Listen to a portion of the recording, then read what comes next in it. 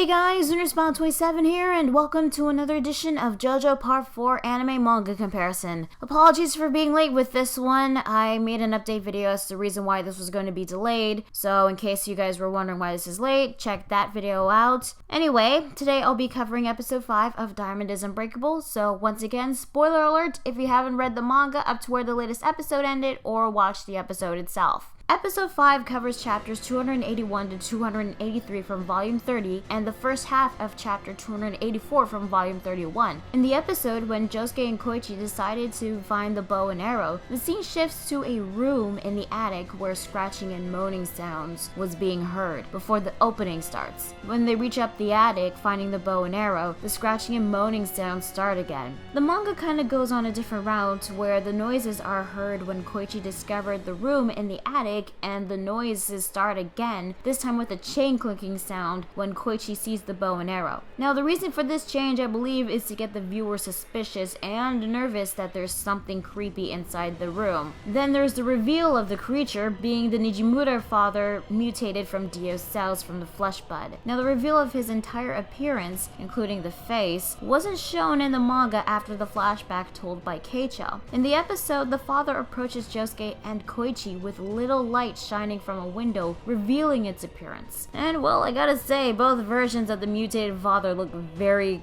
grotesque. Araki's design for the mutated father looks very gross, yet he was able to make readers sympathize with him. Well, some of them. I still don't like the fact that he abused Keicho and Okuyasu as kids.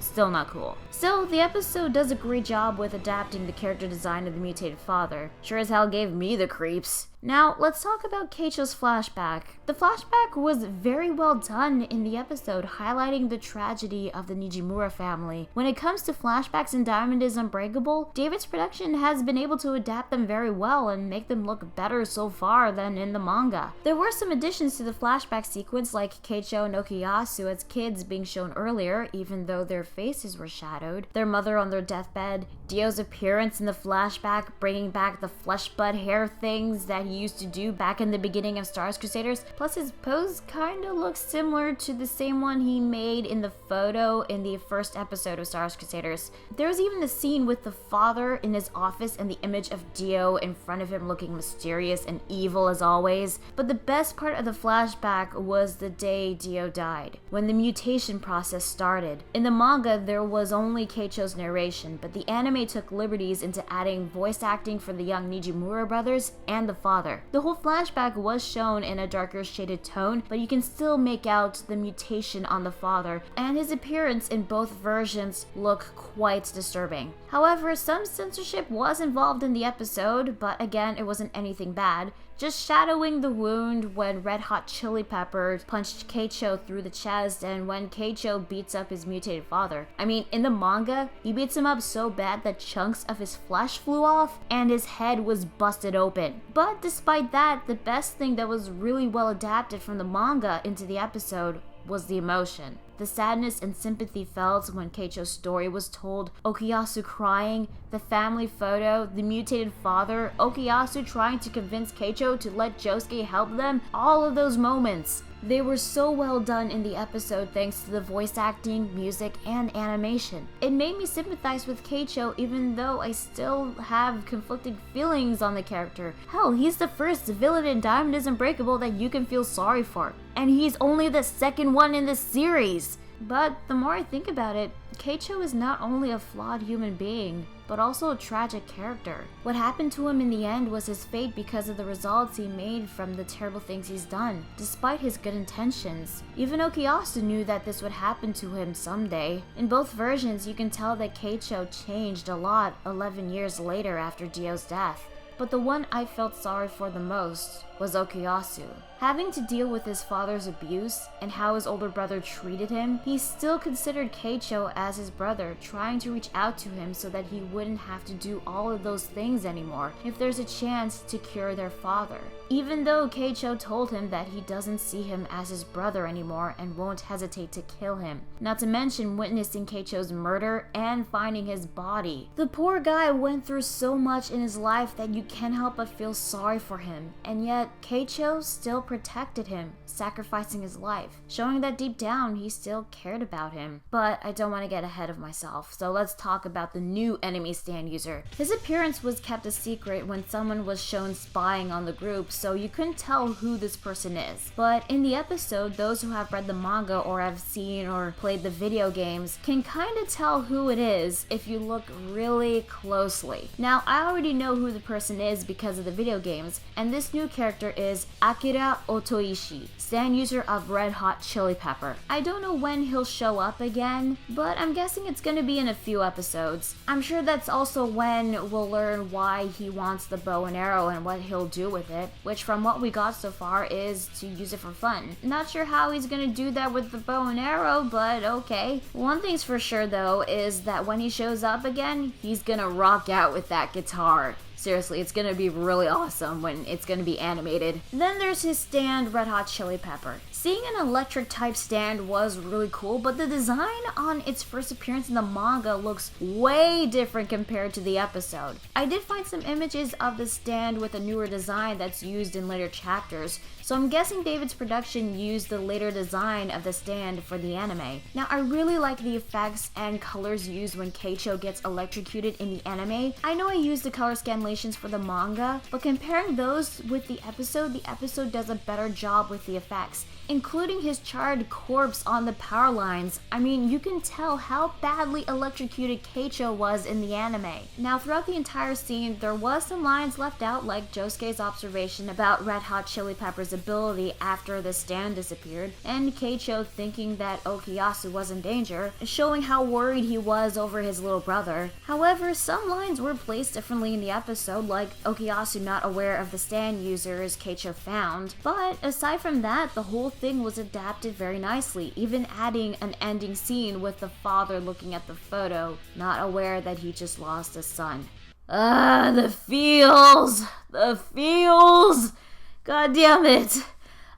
Anyway, there's also the phone call scene with Jotaro and Akira, which went exactly how it did in the manga with the addition of Akira's laughter, which I'm not sure if it was coming from the destroyed telephone. Anyway, the scenes afterwards were actually quite different compared to the manga. In the episode, the narrator talks about Keicho being buried, the missing bow and arrow, and Okuyasu and his father staying in the house. There was an additional scene where Okuyasu visits Josuke to go to school together, which was really funny, and even after everything that has happened to him, Okuyasu is still able to smile and move on forward. Seriously, how can you not love this goofball? Also, it seems that the MILF Hunter torch has been passed down to the next Jojo best bro.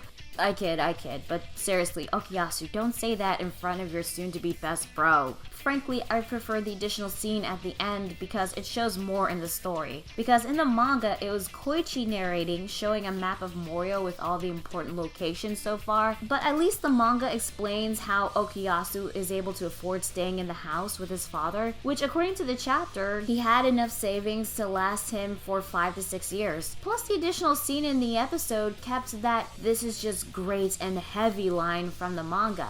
Don't worry about it, Josuke. In due time, you'll really like that dorky goofball.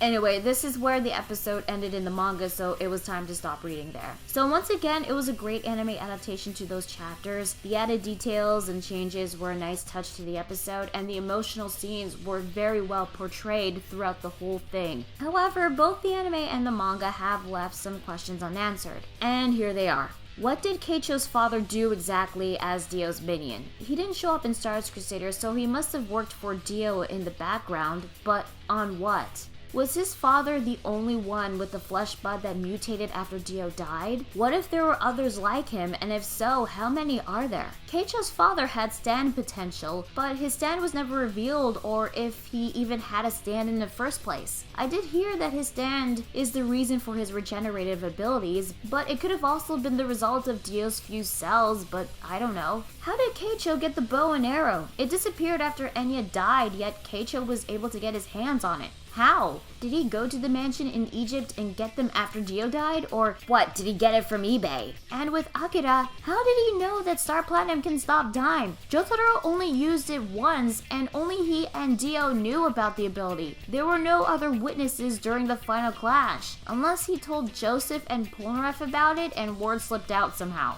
Did Josuke ever use Crazy Diamond to try to cure the father? I'm not sure if it would have worked, but it wouldn't at least hurt to try at least once, you know? So, did he at least try? If not, then can the father be killed by using Hamon since Dio's cells are fused with his body? Oh wait, I forgot! Hamon's not relevant anymore. God damn it. I once spoke with the anime hero and Mr. Falcon Punch in a Skype call about this, but even they didn't know. Well, at least they did try to answer my questions, but there was only speculation. And I was told that the whole curing the father thing isn't brought up ever again, so that's just freaking great. I guess the only answer there is for all these questions is because Araki. Anyway, despite my unanswered questions, I still enjoyed the episode and how it adapted the chapters in the manga. So the next episode is going to be all about Koichi, called Koichi Hirosei's Echoes, or Koichi Hirosei Reverb. They changed Koichi's stand name, FYI, and it's going to cover the rest of the arc since half of it was adapted in episode 5, so that's another 4.5 chapters. And thank goodness, because I really want to see Echoes in action and out of that egg, which will mean some good, well-deserved character development for Koichi and his transition into becoming a true stand user. Good luck, Koichi! Anyway, that's it from this anime manga comparison to episode 5 of Diamond Is Unbreakable. If there's anything I missed or anything you want to discuss, feel free to do so in the comment section below. And if you like what you've seen so far, be sure to like and subscribe. As always, I'm your Spyum27, and I'll see you all back on JoJo Friday. Later. Okay, I know that this is only a fan translation, but in this one panel with Dio, Keicho said that Dio was looking for a certain stand, which he wasn't sure about. And that got me thinking, I wonder if this has something to do with a certain character that's gonna show up later on. A certain priest. I wonder.